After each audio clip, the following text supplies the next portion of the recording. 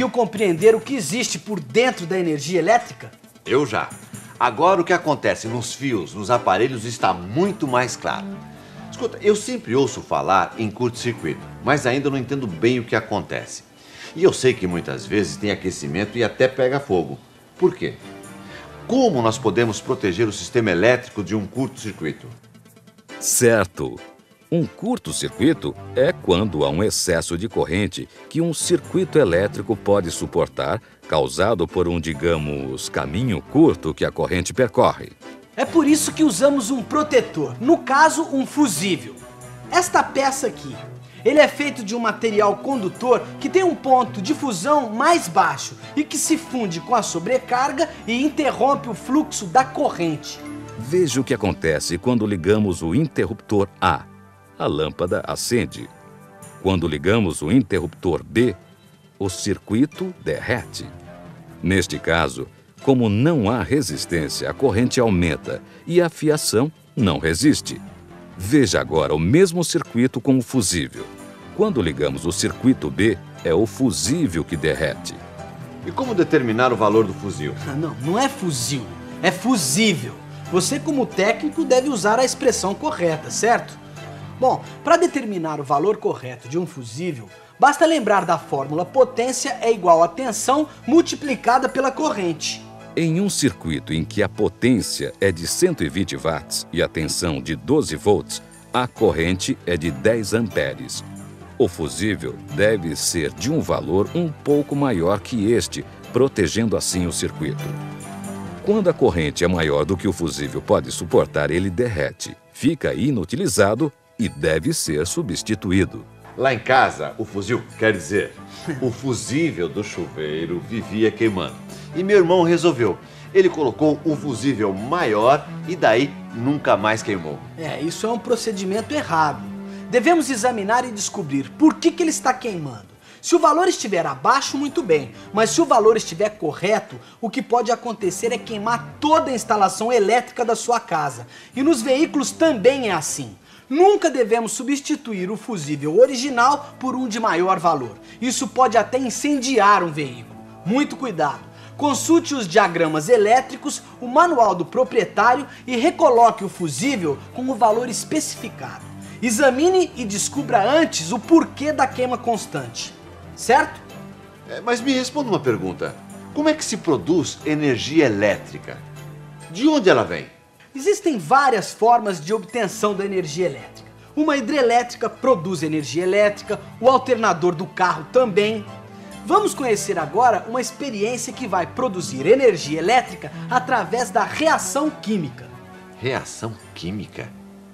Temos nesta vasilha vinagre, uma placa de zinco, uma placa de cobre e fiação.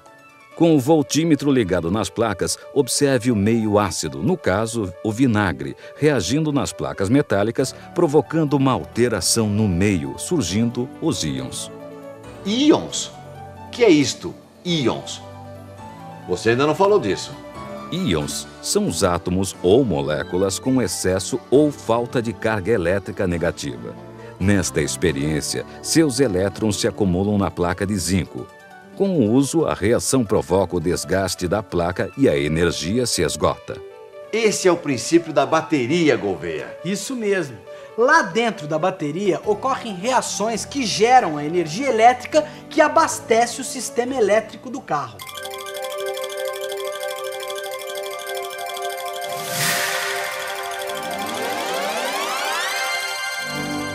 Quando a bateria é utilizada, ela se descarrega. A corrente se desloca do polo negativo para o positivo. Os íons de hidrogênio passam para a placa negativa, formando água com o oxigênio. Os íons de sulfato ligam-se ao chumbo, formando o sulfato de chumbo. Assim, a concentração e a densidade do eletrólito diminuem. Quando ela é carregada, o sentido é inverso. Os íons de oxigênio passam para o lado negativo, desalojam os íons de sulfato e se ligam ao dióxido de chumbo. Simultaneamente, os íons de sulfato saem da placa negativa e regressam ao eletrólito. Assim, a concentração e a densidade do eletrólito aumentam e a bateria está pronta para funcionar. Existem fontes de alimentação por reação química que se esgotam e devem ser descartadas, como é o caso da pilha seca. Mas uma bateria de celular pode ser recarregada e uma bateria de carro também, como vimos agora. Isso mesmo. Outra forma muito importante de geração de energia é através do eletromagnetismo.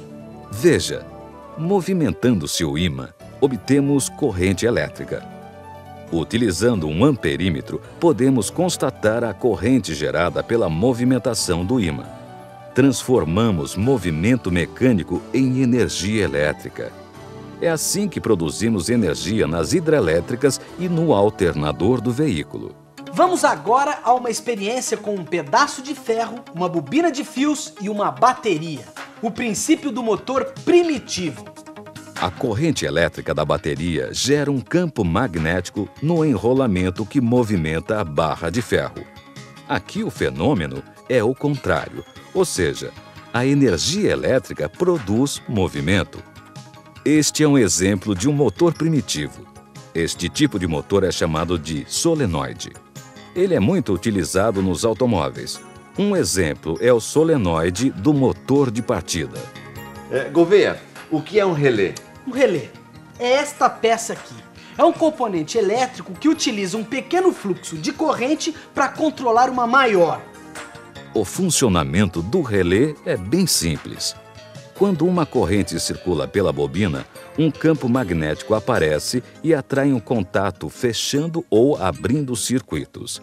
Ao interromper a corrente da bobina, o campo magnético se extingue, fazendo com que os contatos voltem para a posição inicial. O circuito do relé, onde se localiza a bobina, na verdade, é um solenoide. Esta parte é chamada de circuito de trabalho. A outra, onde se localizam os contatos, é chamada de circuito de serviço. Pelo circuito de trabalho circula uma corrente baixa. Pelo circuito de serviço pode circular uma corrente bem mais alta. Nos veículos, os relés protegem os interruptores. Não é necessário, então, que altas correntes circulem por interruptores, que podem, então, ser mais leves e delicados, ficando mais fáceis de serem acionados. E quanto aos componentes eletrônicos? Que diferença existe em relação aos componentes elétricos? Bem, há um tempo atrás, Durval, esta divisão entre aparelhos elétricos e eletrônicos era bem visível. Um ferro de passar roupas era elétrico. Um televisor com transistores certamente era classificado como eletrônico. Bom, hoje, acho eu, essa divisão está difícil de perceber. Até onde eu sei, um ferro de passar roupas agora tem componentes eletrônicos. Certamente. São componentes capazes de controlar e ajustar a temperatura de acordo com o tecido, com o tempo de desligamento, por exemplo. Num automóvel também temos estes componentes especiais.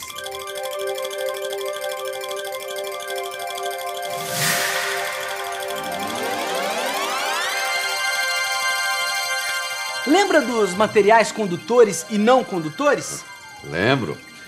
Os condutores, por possuírem elétrons livres, conduzem corrente elétrica como o cobre e o alumínio. Os não condutores, por não possuírem elétrons livres como a borracha, não conduzem corrente elétrica. Pois é, os componentes eletrônicos são construídos com um tipo de material muito especial, os semicondutores. Eles recebem esse nome porque às vezes são bons condutores e outras vezes são maus condutores. Esse comportamento permite explorar ainda mais as possibilidades e o uso da energia elétrica. Mas como é que um semicondutor ora conduz e ora não conduz corrente elétrica? Você já vai entender. Vamos falar do componente eletrônico mais simples, o diodo. Veja como ele é construído, como funciona e para que serve. Existem dois tipos de materiais semicondutores: o semicondutor positivo P e o semicondutor negativo N. Se juntarmos estes dois tipos, formamos uma junção que é chamada de junção PN. Preste muita atenção agora. Você já deve ter percebido que a corrente elétrica da bateria vai numa direção só, do polo negativo para o polo positivo.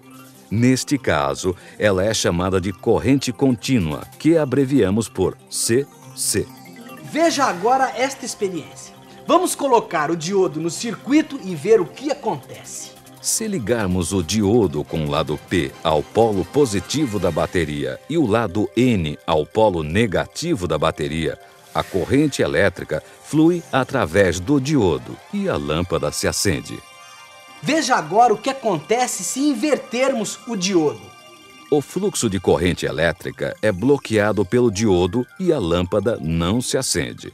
O diodo funciona como uma válvula unidirecional, permitindo a passagem da corrente elétrica apenas num sentido. Mas isso tem alguma aplicação no carro? Sim, uma das aplicações é proteger um circuito com um componente contra a inversão de polaridade. Ou seja, se alguém inverter os polos na ligação, o componente estará protegido. Um exemplo de um circuito protegido contra a inversão de polaridade é este aqui, o diodo que protege o módulo PCM. Existem diodos em diversos componentes do veículo. Placas de circuitos, válvula de controle do ar da marcha lenta IAC, solenoides, relés e outros. Uma outra aplicação muito importante do diodo é a de transformar corrente alternada em corrente contínua. O alternador do veículo produz corrente elétrica alternada, que nós abreviamos por AC. A corrente elétrica alternada muda de polaridade. Ora o polo é positivo, ora ele é negativo e vice-versa. Este tipo de corrente não pode ser aplicada diretamente no veículo. Ela precisa ser retificada, ou seja, precisamos do diodo para transformá-la em corrente contínua. Veja como funciona. Aplicando o diodo, a corrente elétrica passa a fluir somente em uma direção, ou seja, o diodo retificou a corrente de alternada para contínua. E dessa maneira, ela agora pode ser aplicada diretamente no carro. A gente fala tanto em transistor, mas nem todo mundo sabe o que é. Bom, Durval, transistor é um componente com 3 camadas de semicondutores. Existem 2 tipos de transistores, o NPN e o PNP. A base é a parte que controla a passagem de corrente. Quando a base está energizada, há passagem de corrente entre o emissor e o coletor. Quando não há sinal na base, não existe essa condução. Existem muitas aplicações para o transistor. Ele pode também funcionar como um relé, sendo muito mais rápido e isento de desgaste. O transistor é utilizado em muitos componentes no automóvel, tais como rádio, módulos e relés temporizados. Vamos recapitular? Claro, é assim que a gente aprende. Sabemos que um fusível serve para proteger a fiação dos curtos-circuitos. Aprendemos que existem vários tipos de produção de energia elétrica. Um deles, muito importante para quem trabalha com veículos, é a energia química, princípio básico da bateria. Outro tipo de energia é a eletromagnética. Deste aprendizado, passamos para conhecer o motor primitivo e seu funcionamento. O relé, um componente que utiliza um pequeno fluxo de corrente para controlar uma corrente maior. Os componentes eletrônicos são compostos por materiais chamados semicondutores, com características especiais. Deles são feitos componentes como o diodo e o transistor, de presença constante em veículos.